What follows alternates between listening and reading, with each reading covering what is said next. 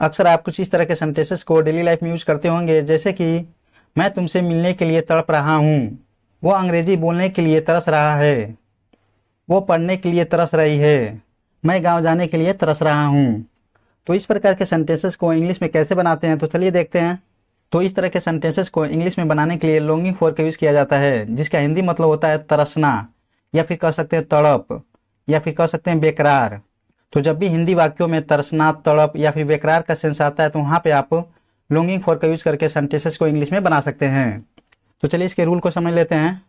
इसका रूल हो जाता है, सबसे पहले हम सब्जेक्ट लिखते हैं, उसके बाद हेल्पिंग वर्ब का यूज़ करते हैं, उसके बाद लॉन्गिंग फॉर का यूज़ करते हैं। यदि सेंटेंस में नाउन हो तो नाउन का यूज़ करते हैं, यदि वर्ब हो तो उसमें आईएनजी का यूज़ करते हैं, उसके बाद ऑब्जेक्ट। तो चलिए इस एग्जाम्पल्स के माध्यम से अच्छी तरह समझने की कोशिश करते हैं। यहाँ पे देख सकते हैं पहला सेंटेंस है, मैं तुमसे मिलने के लिए तड़प रहा हूँ। मैं तुमसे मिलने के लिए तड़प रहा हूँ। तो इस इंग्लिश में बोलेंगे, I am longing for meeting you.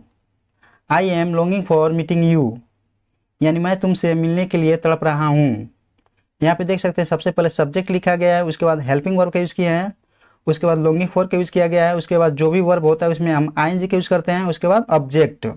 तो इस प्रकार इस तरह के सेंटेंसेस को इजीली इंग्लिश में बना सकते हैं। नेक्स्ट सेंटेंस है, वो अंग्रेजी बोलने के लिए तरस रहा है। वो अंग्रेजी बोलने के लिए तरस रहा है। तो इस इंग्लिश में बोलेंगे, he is longing for speaking English. He is longing for speaking English, यानी वो अंग्रेजी बोलने के लिए तरस रहा है। नेक्स्ट सेंटेंस है, वो पढ़ने के लिए तरस रही है। वो पढ़ने के लिए तरस रही है। तो इस इंग्लिश में बोलेंगे, she is longing for studying. She is longing for studying, यानी वो पढ़ने के लिए तरस रही है। नेक्स्ट सेंटेंस है, मैं गांव जाने के लिए तरस रहा हूँ। तो इस इंग्लिश में बोलेंगे, I am longing for going to the village.